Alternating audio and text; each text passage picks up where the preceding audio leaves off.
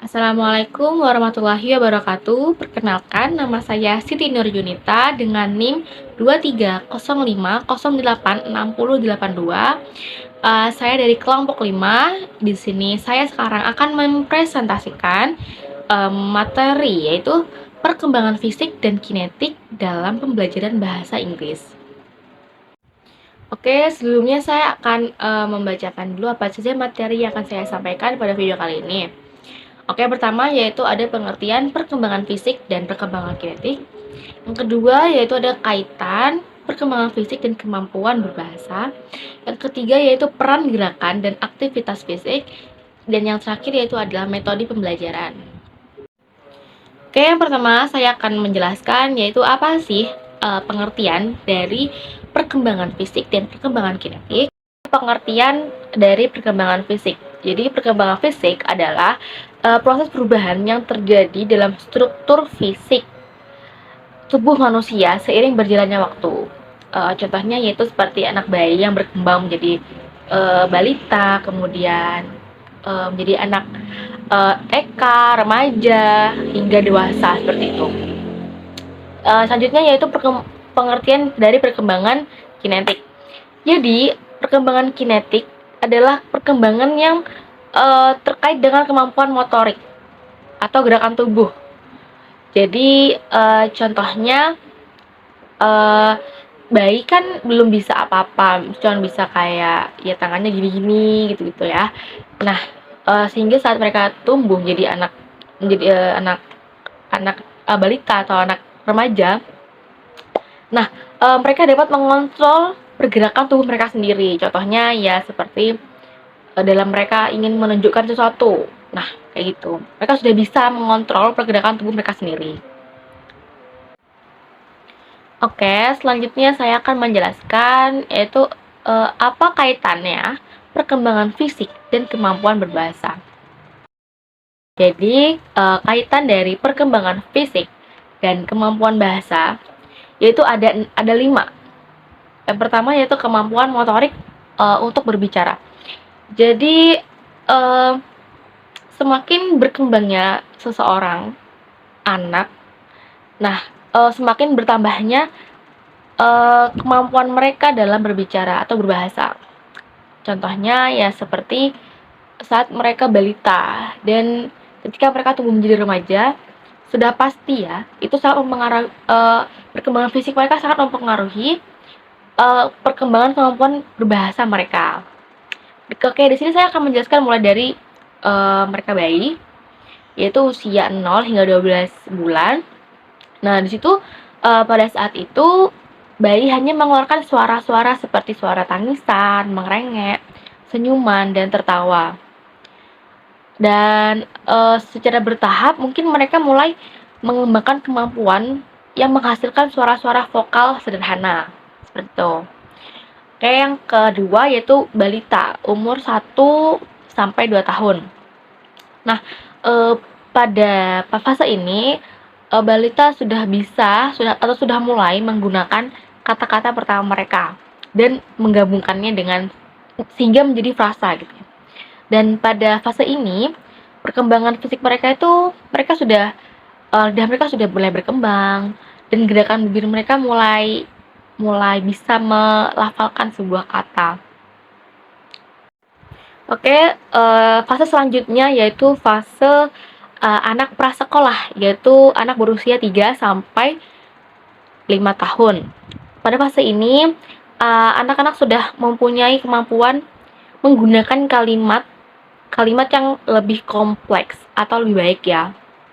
Dan pada fase ini, anak-anak juga sudah bisa mengontrol serta mengkoordinasikan gerakan bibir dan lidah untuk mengucapkan suara-suara konsonan dan vokal yang lebih jelas lagi. Oke, selanjutnya yaitu fase anak sekolah dasar, yaitu usia 6 hingga 12 tahun. Jadi pada fase ini, seorang anak sudah memiliki kemampuan berbicara yang lebih kompleks, dan serta mereka juga sudah bisa menguasai aturan tata bahasa yang lebih baik. Oke, yang terakhir yaitu fase remaja dan dewasa pada usia 13 tahun ke atas. Jadi pada fase ini, kemampuan berbicara seseorang sudah semakin matang dan mereka sudah bisa mengontrol motorik mereka serta penguasaan tata bahasa yang lebih tinggi lagi. Nah, pada fase ini peningkatan kapasitas untuk menggunakan kosakata yang lebih kaya dan merangkai kalimat yang lebih kompleks.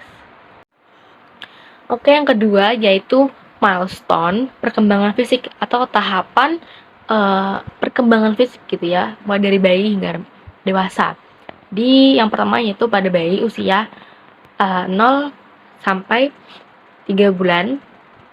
Nah, pada fase ini bayi baru bisa mengangkat kepalanya saat terlentang dan mereka bisa melakukan gerakan refleks seperti menunjuk objek seperti itu.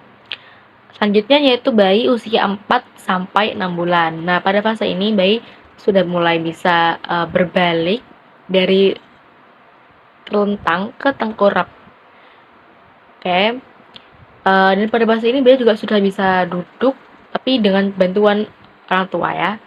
Lalu dan pada fase ini juga bayi sudah bisa meraih objek mereka dengan tangan mereka.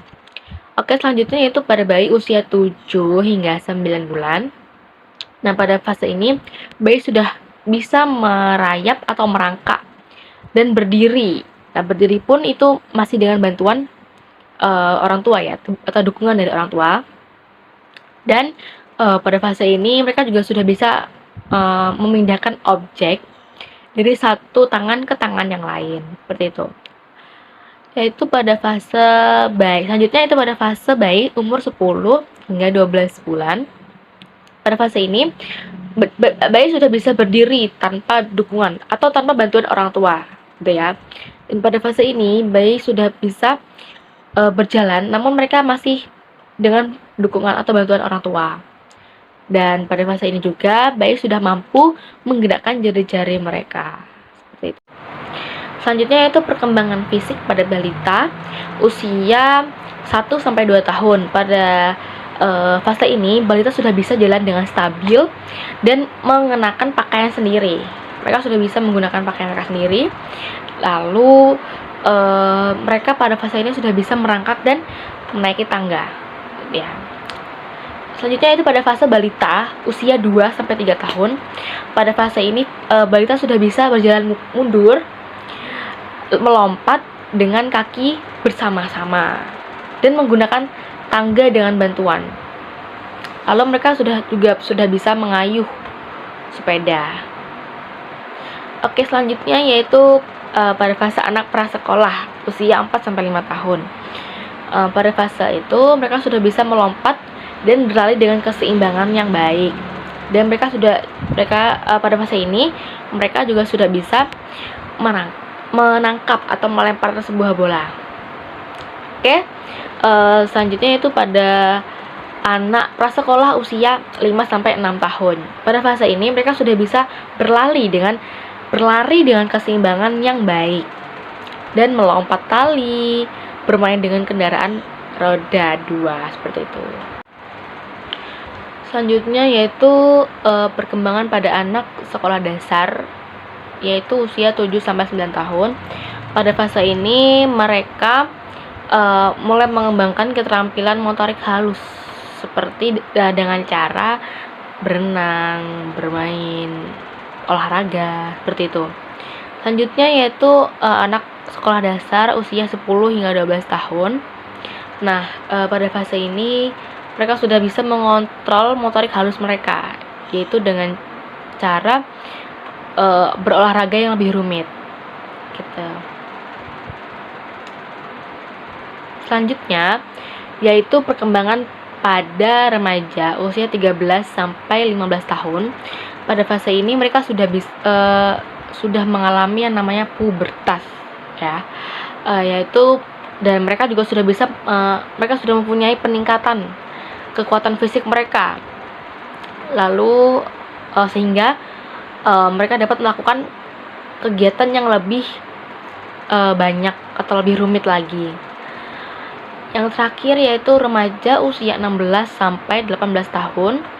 Pada fase ini mereka sudah memiliki pencapaian puncak pertumbuhan ya, yaitu di mana peningkatan otot dan kekuatan, perkembangan keterampilan motorik halus yang kompleks. Oke, yang ketiga yaitu ada keterampilan pendengaran dan persepsi. Keterampilan pendengaran yaitu ada penerimaan bunyi, yaitu kemampuan untuk mendengar dan memproses bunyi atau berbagai jenis suara.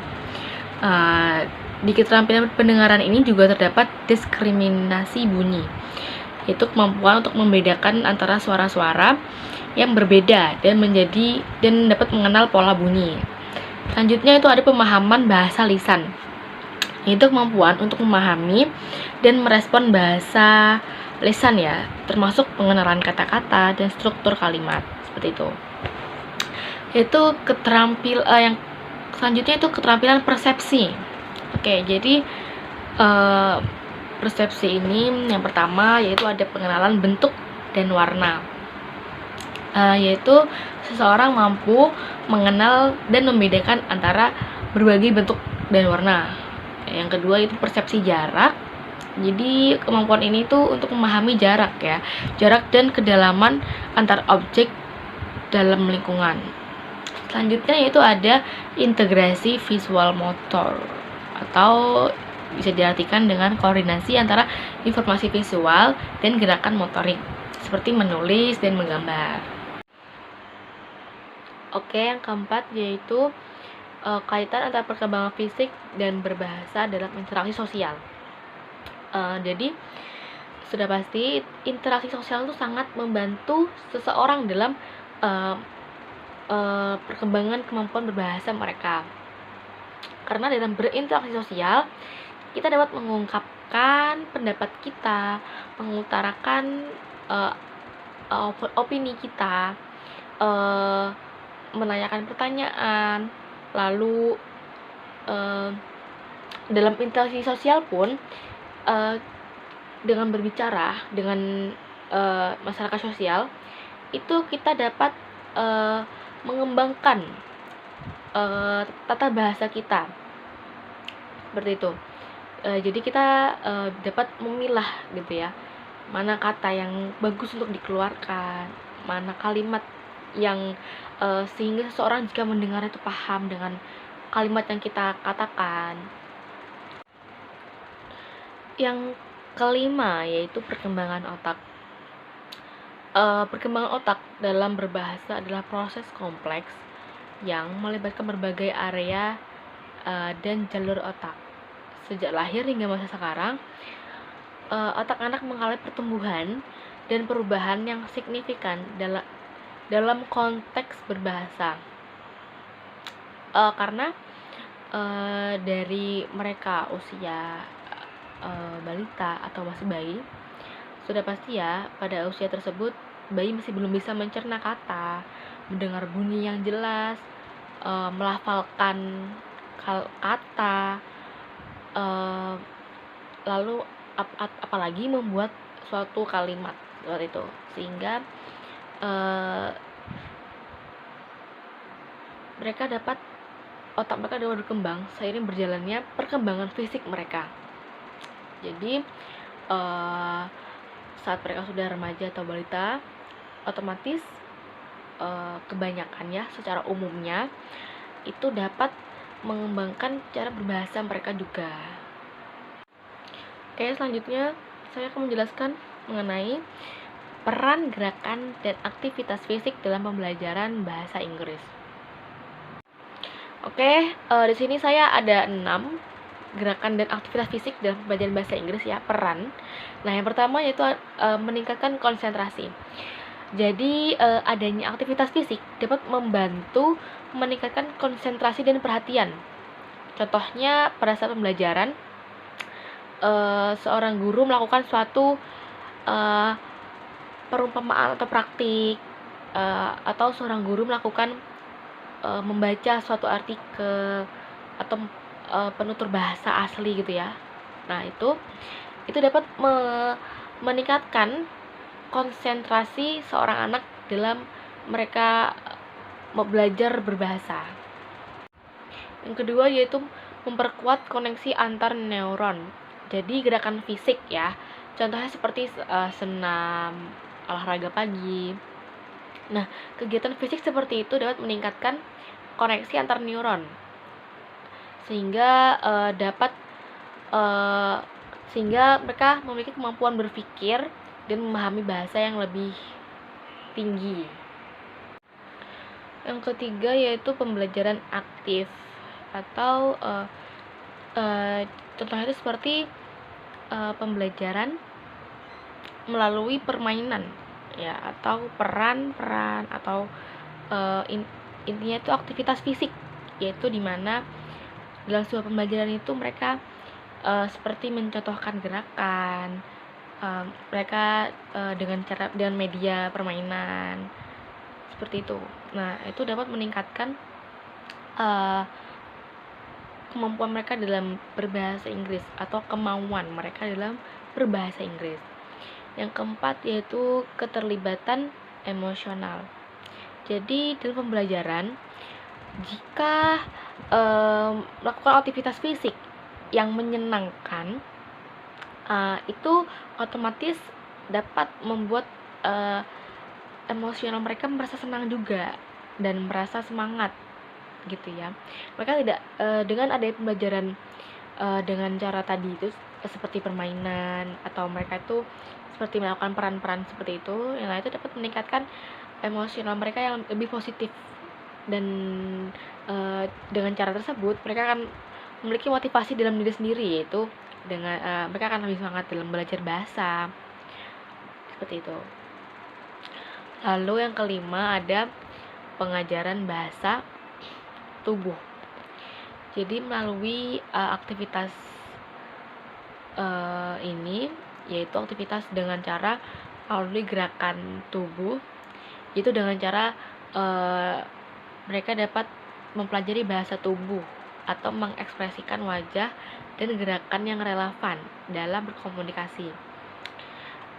Contohnya seperti kita dapat menggunakan contoh dalam misalnya dalam suatu percakapan, itu merupakan percakapan yang humoris. Nah, mereka dapat mengekspresikannya dengan wajah yang lucu seperti itu. Lalu yang keenam yaitu memahami kebudayaan. Aktivitas fisik dapat membantu mengurangi stres yang dapat mempengaruhi kemampuan belajar bahasa siswa yang merasa rileks dan nyaman cenderung dengan lebih baik. Oke, selanjutnya yang ketiga yaitu metode pembelajaran yang mendorong partisipasi fisik. Oke, di sini ada 8. Yang pertama yaitu bermain peran. Jadi dalam pembelajaran itu metode bermain peran itu sangat mempengaruhi ya. Guru meminta siswa untuk memerankan suatu karakter atau situasi tertentu dengan mimik wajah yang sesuai dengan karakter atau situasi tersebut. Nah, yang kedua itu ada tarian dan gerakan bahasa, yaitu pada tahapan metode ini menggunakan gerakan tubuh untuk menggambarkan kata, frasa, atau kalimat dalam bahasa yang dipelajarin. Contohnya misalnya kata hewan. Nah, pada metode ini bisa dicontohkan bagaimana ekspresi wajah hewan tersebut atau bagaimana bentuk hewan tersebut. Oke, yang ketiga yaitu permainan bahasa. Jadi pada metode ini contohnya itu seperti teka-teki kata, lalu lompatan atau bermain dengan kata-kata yang bergerak. Pada era sekarang ini banyak sekali ya metode yang menggunakan seperti itu untuk mempermudah siswa dalam mengingat atau mempelajari suatu bahasa. Contohnya teka-teki kata. Misalnya kita memiliki sebuah kata hewan. Nah, di situ siswa disuruh menebak dan mereka dapat dengan cara itu mereka dapat mengingat sebuah kata yang sudah mereka pelajarin itu ya. Nah, seperti itu. Selanjutnya yaitu ada senam bahasa. Jadi pada senam bahasa ini siswa melakukan gerakan fisik. Yang keempat yaitu metode senam bahasa. Jadi pada metode ini siswa melakukan gerakan fisik sambil mengucapkan kosakata atau kalimat dalam bahasa yang dipelajari. Nah, dengan cara ini siswa dapat terkoneksi ya, atau dapat mengingat suatu kata yang sudah mereka pelajarin. Selanjutnya yang kelima yaitu simulasi dan eksperimen. Jadi pada metode ini melibatkan suatu aktivitas fisik. Contohnya yaitu dalam pengajaran bahasa sains, mereka melakukannya sambil berkomunikasi dalam bahasa Inggris. Karena banyak sekali bahasa Inggris ya yang terdapat dalam contohnya di sains seperti itu. Nah, dengan cara itu mereka dapat berlatih dan mengingat bahasa. Lalu yang keenam yaitu ada proyek kreatif.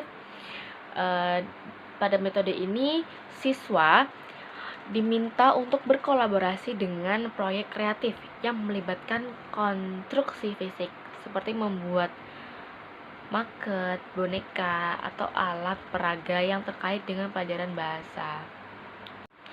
Oke, yang ketujuh yaitu ada lomba bahasa. Jadi di saat seorang anak atau seorang siswa mengikuti lomba bahasa, contohnya seperti storytelling, lomba pidato, lomba membaca puisi. Nah, di situ mereka dapat menunjukkan suatu kemampuan yang sudah mereka miliki, dan juga mereka dapat lebih meningkatkan lagi skill berbahasa mereka. Seperti itu. Oke, yang terakhir yaitu kunjungan ke tempat-tempat berbahasa. Mengunjungi tempat-tempat yang berhubungan dengan bahasa yang mereka pelajari, seperti museum seni atau pameran bahasa. Nah, itu dapat memungkinkan siswa untuk berinteraksi dengan lingkungan fisik. Gitu ya. Jadi bahasa tidak hanya sekedar kata atau kalimat. Jadi bahasa juga harus dipelajari dengan aspek lain. Contohnya seperti kita dapat mengetahui dari mana bahasa itu berada, lalu siapa pencetus bahasa tersebut, seperti itu. Nah, dengan adanya kunjungan ini mereka dapat mengetahui lebih dalam lagi informasi tentang berbahasa tersebut. Mungkin cukup sekian presentasi dari saya, kurang lebihnya mohon maaf. Terima kasih atas perhatiannya. Wassalamualaikum warahmatullahi wabarakatuh.